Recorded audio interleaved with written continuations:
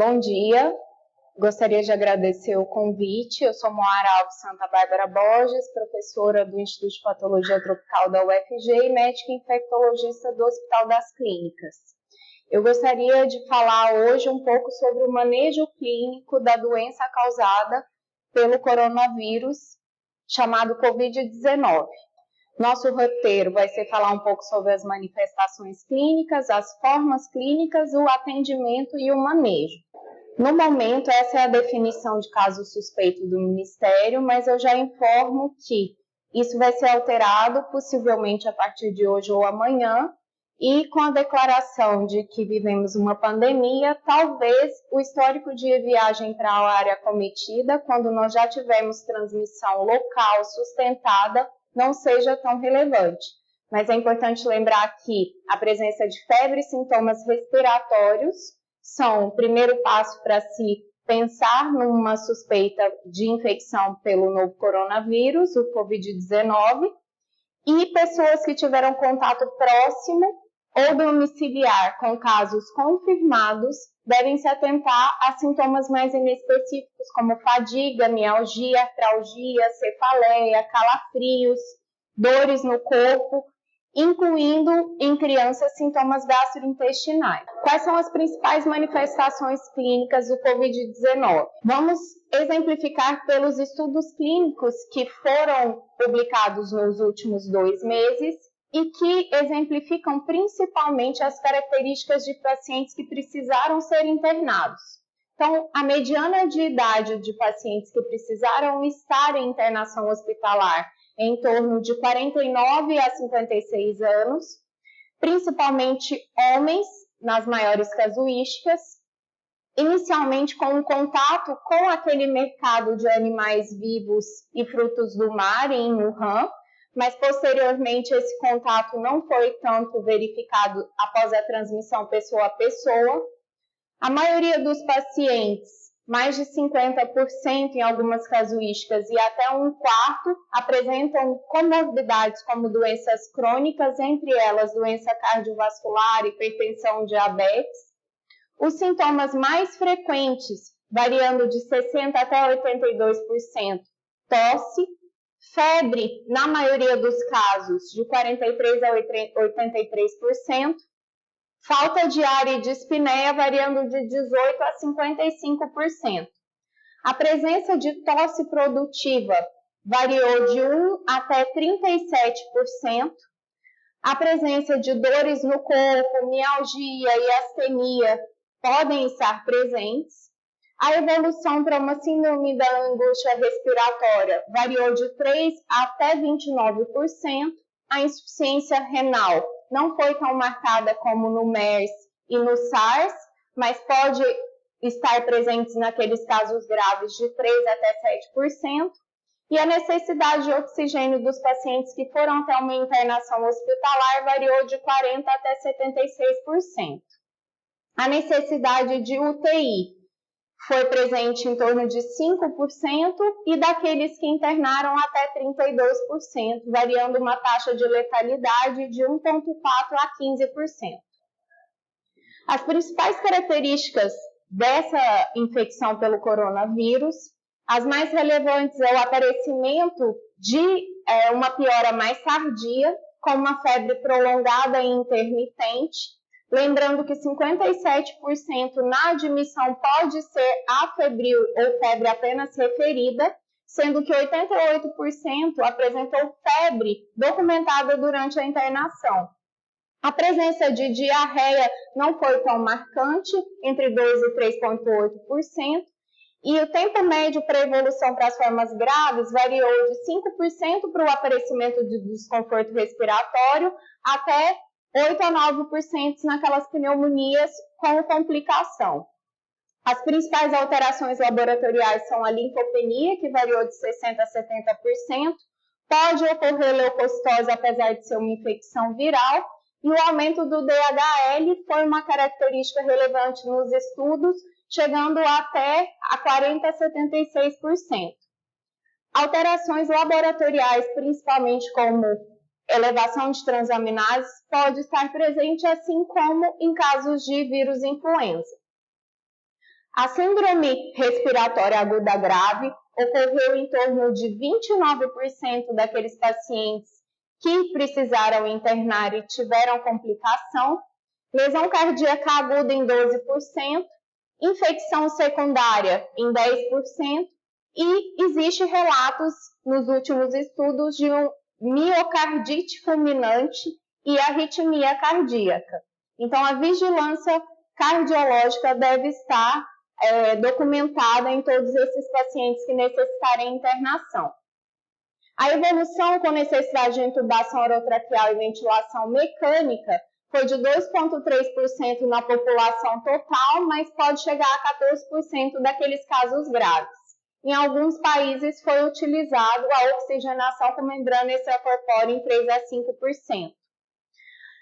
Um dos trabalhos documentou uma transmissão intra-hospitalar de até 41%, sendo trabalhadores acometidos 29% e outros pacientes 12,3%. Por isso que as medidas intra-hospitalares de prevenção e controle de infecção são extremamente relevantes.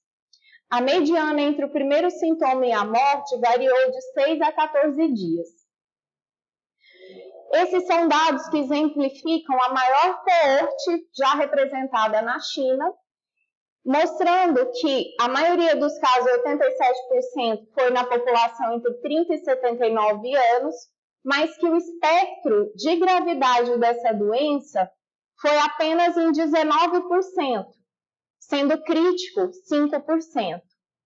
Se levarmos em consideração outros vírus respiratórios, essa é uma característica presente, a maioria leva a casos oligossintomáticos, paucissintomáticos, mas pode atingir em torno de 20 a 25% de casos graves com necessidade de internação. Nessa casuística, a letalidade variou de 2,9% na província de Hubei e 0,4% fora de Hubei. A taxa de letalidade, ela varia conforme os países, a região de acometimento e a população. Como podemos ver, a taxa de letalidade é maior naquelas pessoas idosas, então maiores de 70 a 80 anos. E nos pacientes que necessitam de internação em UTI, que são as formas críticas, a letalidade é elevada, chegando a 49%. Dentre os profissionais de saúde que foram infectados, essa porcentagem não é elevada e foi marcadamente na região de Wuhan. 63% dos casos de profissionais infectados estavam nessa região. Entretanto, a mortalidade foi documentada em 0,3%. Apesar de baixa, como são os profissionais que mais entrarão em contato com esses pacientes, as medidas de prevenção devem sempre ser adotadas. As doenças associadas, principalmente idade avançada, com comorbidades tipo hipertensão arterial, diabetes, doença cardiovascular, doença respiratória e neoplasias, deve levar em consideração sempre a maior possibilidade de agravamento de pacientes, com letalidades que chegam a 10,5% naqueles portadores de doença cardiovascular e 6,3% em doença respiratória crônica. Então, lembrar sempre que idosos e portadores de comorbidades devem ser avaliados com maior frequência pelo risco de agravamento e incluindo o risco de morte. A doença em crianças, ela foi relativamente rara e na maioria das vezes leve. Como deve ser feito, então, o atendimento dos casos suspeitos? A triagem hospitalar deve partir do princípio que todos os pacientes e acompanhantes precisam de instrução para que procurem o serviço de saúde apenas quando apresentarem sintomas que possam representar gravidade. E se estiverem com sintomas característicos, por exemplo, os sintomas respiratórios, deve ser disponibilizada a máscara cirúrgica e estimulada a higienização de mãos. A detecção de pacientes suspeitos para SARS-CoV-2, com históricos de viagem e contato com casos suspeitos, foi a principal informação até o momento, mas possivelmente com a nossa transmissão comunitária, essa informação não será mais relevante. A garantia de uma triagem adequada e o isolamento rápido desses pacientes vai melhorar e minimizar a possibilidade de transmissão cruzada dentro dos ambientes hospitalares. Esse paciente deve permanecer em área separada, num local extremamente ventilado, mantendo uma distância preferencial de 2 metros, entre outros casos suspeitos, e sempre disponíveis os suprimentos de higiene de mãos. A notificação é imediata na suspeita, seguindo o link disponibilizado pelo CIEVES da sua região. As medidas de prevenção e controle vão ser discutidas em outra aula, mas precisamos lembrar que a precaução padrão ela é sempre determinada pela exposição, mas nos casos já suspeitos, adotar em associação a precaução de contato e a precaução para gotículas, com o uso da proteção ocular em todos os momentos. Direcionar o paciente para um quarto privativo, preferencialmente com pressão negativa, ou um ambiente adequadamente ventilado. Se necessário, realizar coorte de pacientes ou casos confirmados, manter uma distância mínima de 1 a 2 metros entre os leitos. Em situações que podem ser gerados aerossóis, como intubação orotraqueal, ventilação não invasiva, ressuscitação cardiopulmonar, ventilação manual antes da intubação e a coleta de amostras, a precaução para aerossóis deve ser adicionada com o uso do respirador ou máscara N95. A disponibilização de equipamentos de proteção é imprescindível, então todas as unidades devem estar com seus suprimentos de luvas, aventais de manga longa impermeáveis, óculos de proteção, máscara cirúrgica, máscara N95 e insumos para higiene de mãos completamente já determinados e previstos para o tempo que durar esta epidemia. Quando possível e sempre determinado que profissionais exclusivos sejam designados para o atendimento desses pacientes, assim como o uso de artigos como estetoscópio, termômetro e esfigmomanômetros direcionados apenas para esse paciente. Se necessário o compartilhamento, a rotina de desinfecção deve seguir o que já é preconizado em seu hospital, ou com álcool 70 ou quaternário de amônio, dependendo do material.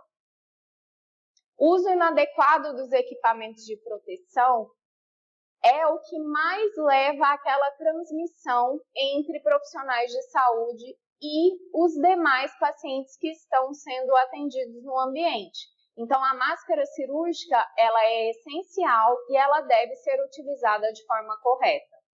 Ela deve permanecer com a pessoa até que não esteja úmida e trocada, se com sujidade, saturada e preferencialmente a cada 2 horas. Quais são as formas clínicas dessa doença? Para uma pessoa que vai ser atendida, deve ser realizado o monitoramento clínico, com aferição de pressão arterial, frequência respiratória, saturação de oxigênio e perfusão tecidual. Vão ser indicados medicamentos sintomáticos e uma hidratação que, se necessário hidratação endovenosa, deve ser feito de forma parcimoniosa. Se o paciente apresentar uma saturação de oxigênio menor do que 95% sem doença de base, deve ser ofertada oxigênio-terapia, preferencialmente com catéter de baixo fluxo ou máscara com reservatório. A apresentação clínica. Uma doença não complicada que se caracteriza por uma síndrome gripal, como febre, tosse, dor de garganta, congestão nasal, mal-estar, dor de cabeça, dor muscular, foi verificada em 81% dos pacientes. Lembrando que imunossuprimidos e idosos podem apresentar sintomas atípicos, incluindo ausência de febre. Se esse paciente se enquadrar nessa forma clínica não complicada, não existe uma necessidade de internação e o recomendado nesse momento é o isolamento domiciliar, mantendo-se as medidas de prevenção. Manter uma vigilância de sinais de alerta, identificar precocemente esses sinais e sintomas de gravidade. A recrudescência da febre, presença de taquicardia, dor para respirar, fadiga e qualquer sintoma de desconforto respiratório. Então, este paciente deve retornar imediatamente ao hospital, preferencialmente utilizando máscara cirúrgica. Quando se apresentarem os sinais de agravamento, que é uma forma que pode ser classificada como a presença de uma pneumonia complicada, verificamos que essa forma acomete em torno de 14% dos pacientes. Como podemos verificar esses sinais de agravamento? O aumento da frequência respiratória, a presença de dispneia, uma saturação de oxigênio baixa para aquele paciente, principalmente menor do que 90%, qualquer presença de disfunção orgânica, alteração de sensório, hipotensão arterial, exacerbação de doenças pré-existentes e em crianças, principalmente a incapacidade ou recusa alimentar, a sibilância, vômitos inconversíveis ou exacerbação de sintomas gastrointestinais como diarreia e a presença de desidratação. Lembrando sempre que a frequência cardíaca e respiratória em crianças deve ser adequada para a faixa etária. Nos casos que evoluem para uma síndrome respiratória aguda grave e que, na casuística chinesa, precisaram de internação em unidade de terapia intensiva, isso foi verificado em 5%. Lembrando que a síndrome do desconforto respiratório agudo deve ser identificada precocemente para que sejam definidas as medidas mais adequadas. A presença de imagem torácica, sendo elas opacidades bilaterais, atelectasias, nódulos, e a presença de insuficiência respiratória não explicada por outra causa, pode ser documentada com a coleta de uma gasometria e verificada a relação entre a pressão de O2 e a fração inspirada de O2, sendo que menor ou igual a 300 já existe um comprometimento pulmonar. Em uma situação em que não se disponha de gasometria, se você tiver uma saturação de O2 pela fração inspirada menor ou igual a 315, já pode sugerir uma síndrome de desconforto respiratório. Lembrando que qualquer infecção que esteja associada à alteração de estado mental, taquipneia, insuficiência respiratória com baixa de saturação, qualquer lesão de órgão-alvo, pode ser classificada como sepse e precisa ser manejada como tal. O choque séptico deve ser identificado precocemente e ele é classificado quando existe uma hipotensão persistente a despeito de uma ressuscitação volêmica adequada e que exija o uso de vasopressores, para que se mantenha um lactato menor do que 2. Quais exames complementares devemos solicitar? Raio-x de tórax e, preferencialmente, uma tomografia de tórax, por ser o método que se mostrou mais sensível para a identificação das complicações. Hemograma, gasometria arterial com lactato, coagulograma, função renal e eletrólitos, perfil hepático, CPK, DHL e, como todo protocolo de sepse, a coleta de hemoculturas e culturas de aspirado traqueal naqueles casos que houve complicação e que pode se associar doenças bacterianas. As principais apresentações radiológicas descritas foram presenças de consolidações lobulares bilaterais ao raio-x de tórax, opacidades em vidro fosco e consolidações subsegmentares nas tomografias. O tratamento até este momento não existe um antiviral específico e a vacina, várias ainda estão em desenvolvimento, mas nenhuma está pronta para uso para os próximos meses. Existem algumas terapias em avaliação que tiveram demonstração in vitro, principalmente o uso de interferon, de inibidores de protease como o lopinavir, ritonavir, o remdesivir, a cloroquina. Entretanto, estão ainda em estágio de estudo clínico e não há uma recomendação formal para o uso em todos os pacientes. Já foi documentado anedoticamente a utilização de imunização passiva com transfusão de plasma em pacientes já curados, mas isso também não existe como recomendação formal. Para suporte clínico deste paciente que precisou ser internado, então oferecer a oxigenoterapia suplementar, manejar com uma fluidoterapia conservadora, somente se desidratação ou hipotensão, mas não exagerar na oferta de volume pelo risco de um edema pulmonar rápido. Se existir a presença da síndrome respiratória aguda grave pela co-circulação do vírus influenza, deve ser pensado em administração do antiviral disponível para o vírus influenza, que é o oseltamivir, conforme os protocolos locais. Ofertar antibiótico terapia para pneumonia adquirida na comunidade na primeira hora para os casos confirmados de pneumonia complicada. Manter a vigilância de piora clínica de sintomas e das comorbidades.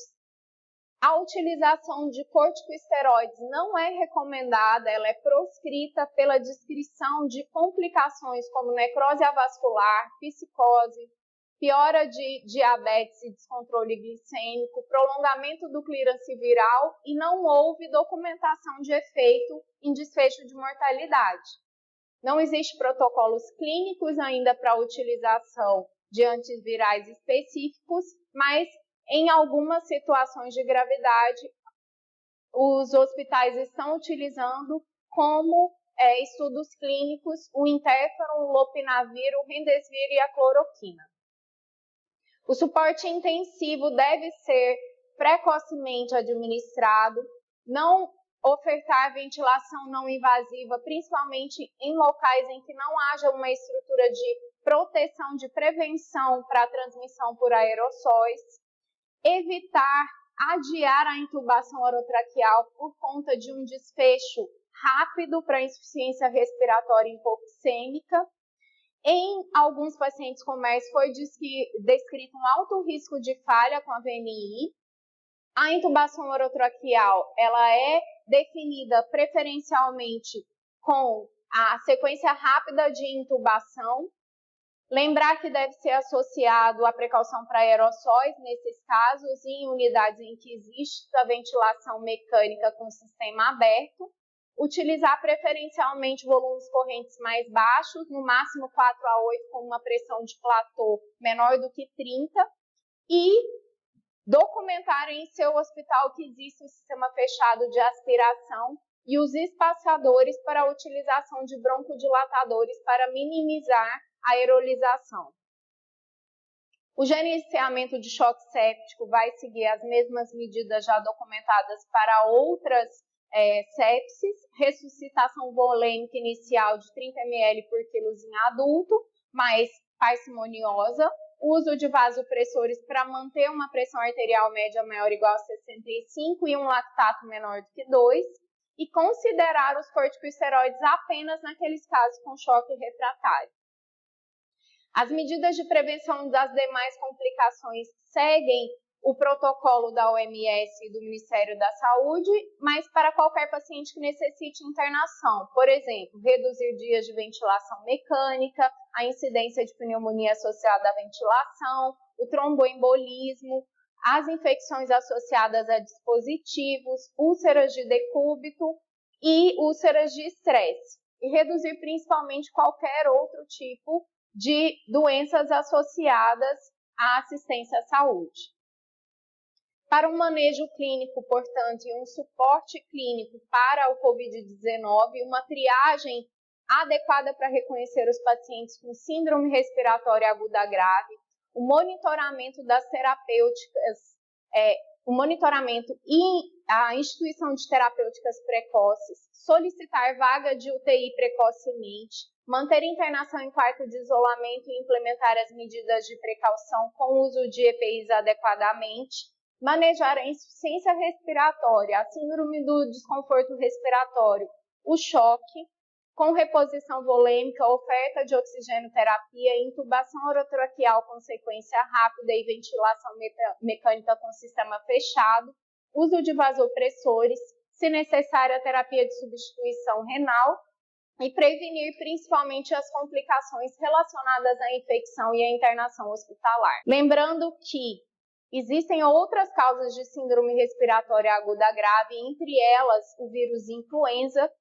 Em nosso estado, a mortalidade por esdrague por influenza chega a 17 a 24% nos últimos anos, mas que em populações com mais de 50 anos, a Covid-19 pode ter uma mortalidade mais elevada. Essas foram as referências principais de protocolos e os artigos científicos utilizados para essa apresentação.